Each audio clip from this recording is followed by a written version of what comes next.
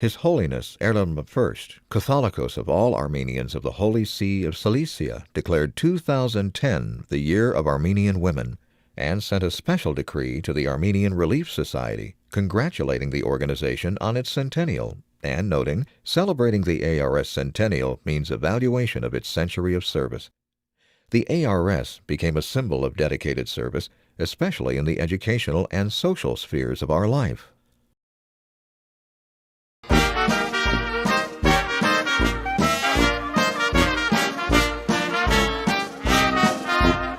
At the onset of the 20th century, while the United States of America was experiencing a social and economic growth, Armenia was encountering the first genocide of the 20th century, perpetrated by the Ottoman Empire.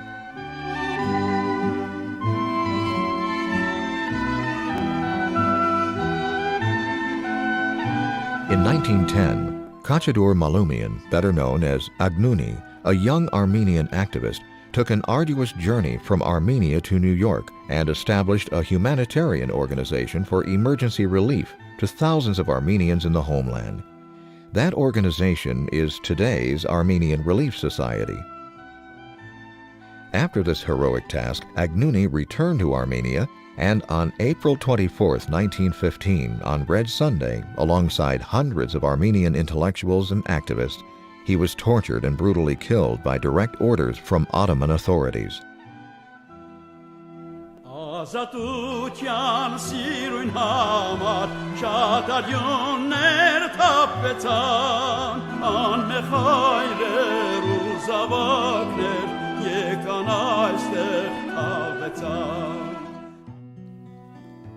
For many years to come, the Armenian Relief Society, or sometimes referred to as Armenian Red Cross, operated with limited resources, providing basic needs to Armenians in the homeland by extending a nurturing hand to thousands of genocide orphans. Soon, ARS became an indispensable pillar of the Armenian diaspora by either mending the shortcomings of orphanages, schools, and medical centers, or by erecting such institutions from ground up. Within a few years, ARS established chapters in Europe and the Middle East.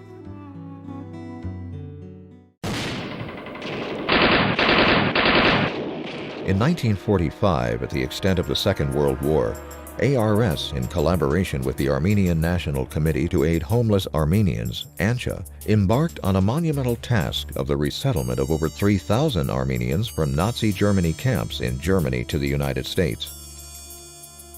At another level in the Middle East, the ARS was helping a young Armenian thirsty for education. When I came to Lebanon in 1949-50, it was ARS that helped me find a room and board.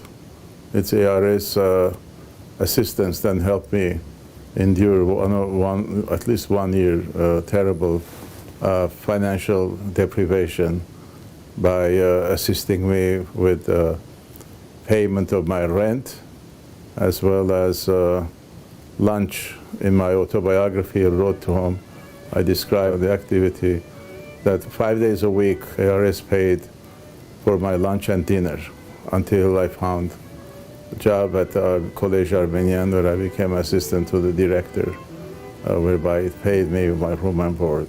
ARS is a very important organization in diaspora, and because it tapped the women's power of passion, power of compassion, power of their patriotism, power of their involvement in the community, power of their creativity, and that, as you know now, we know very well that women are great organizers. So ARS is the product of Armenian women's talents and tapping their energy and their imagination and their compassion. So for a century, it has been both a charitable and philanthropic organization. Charitable, in a sense, you give out of pity and sympathy. Philanthropic, you invest in causes that are dear to you. Another success story that involves ARS charity is the case of this young Armenian boy born in Jerusalem. My name is Boaz Andonian. I was born in Jerusalem in 1946. My parents, their origin is from Mossadegh. When the French Navy vacated Mossadegh and dropped them into Port Said in Alexandria, and my father was actually born under a tent. My father, as a young man, goes to Jerusalem in 1936 looking for work, where he met my mom, and they got married. And when I graduated from St. Arkansas School in Jerusalem, I decided to go to college. And the only way that was possible is to get some financial aid from ARS. Like many other young men, ARS helped us achieve our goal in life. Without ARS financial assistance, it would have been practically impossible for us to get higher education. For that, I am forever grateful. I am actually very proud and honored that my wife, Mary Andonian, is a member of ARS. She is actively involved with all ARS programs. Currently, the ARS is in 26 different countries worldwide, with 211 chapters and over 15,000 members. It is the largest women's philanthropic organization in the world. The key word that is incorporated with the ARS is volunteerism.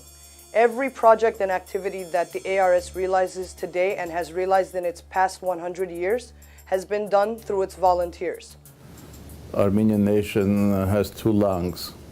One is in Armenia, one is diaspora. When one stops or gets infected or catches cold, the other has to work overtime.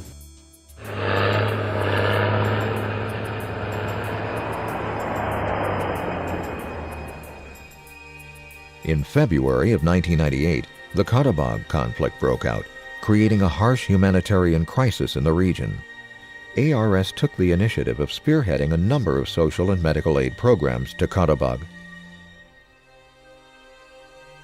A few months into the Karabakh relief efforts, ARS had to encounter yet another calamity, the earthquake that struck Spitag on December 7th of 1988, taking tens of thousands of lives and leaving behind thousands of injured Armenians in dire need for food and medical attention. And eventually, because of the high mortality rate of newborns and their mothers, the ARS decided to open up a mother and child clinic in Akhurian and eventually a birthing center in 2005. This year is the 100th anniversary of the ARS. The pilgrimage after Der Zor will culminate here in Armenia. That's the decision of the ARS. Our ARS members will come here and there will be an accountability in this centennial. I can vouch that the accomplishments that ARS has fulfilled in Armenia are of high ethical values. The ARS has to educate Armenians, both here and abroad, that you are not just spending or collecting money, you're investing in the future of Armenia, an Armenian nation. That's going to be a tough thing to do, so that Armenian Relief Society of Armenia adopts it, absorbs it, and makes part of its own mission. So it's not an imported mission, but a homegrown mission. The Armenian Relief Society functions as a complex organization. The members operate through committees, and then collectively the committees, the regions, and the executive cabinet work together, and they put on programs for the needy, the students, the elderly, and the youth, and we assist the community both locally and globally as well. One of the many ARS programs is the Sponsor a Child program. This program caters to over 7,500 orphans in Armenia and Artsakh. The Sponsor a Child program was spearheaded by ARS Central Executive Committee in 1992 as a means of nurturing and educating over 7,500 orphans during the earthquake of 1988 and the Artsakh War. We have sponsors from 23 countries, including Armenia. We're no longer talking about soup kitchens for refugees or rent for asylum seekers, but we're talking about building a community here and community in Armenia. հայօգնության միությունը որպես հասարակական կազմակերպություն իսկապես լուրջ դեր է խաղում։ ARS plays a pivotal role in securing resources from major international organizations such as United Nations for Armenia. A considerable bulk of our work focuses on children's issues in Armenia. Some of these issues are urgent and we tackle them accordingly.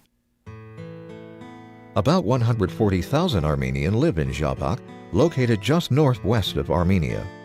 Zhabak is considered one of the most impoverished regions of today's Georgia. Thanks to the efforts of ARS chapters, villages were provided with electricity and a youth center was established in cooperation with Armenian Youth Federation. Back in the days, when the Armenian Relief Society was established in 1910, women were not even allowed to step foot out of their house.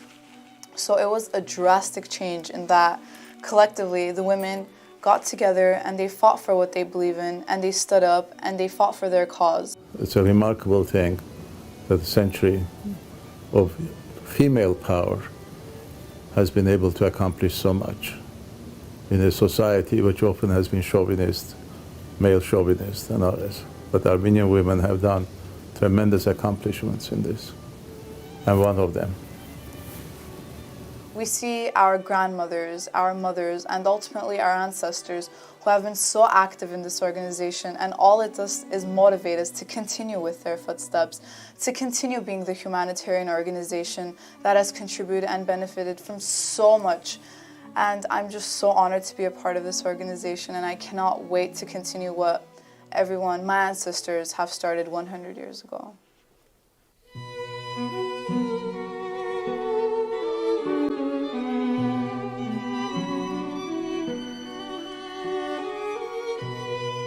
Thank you.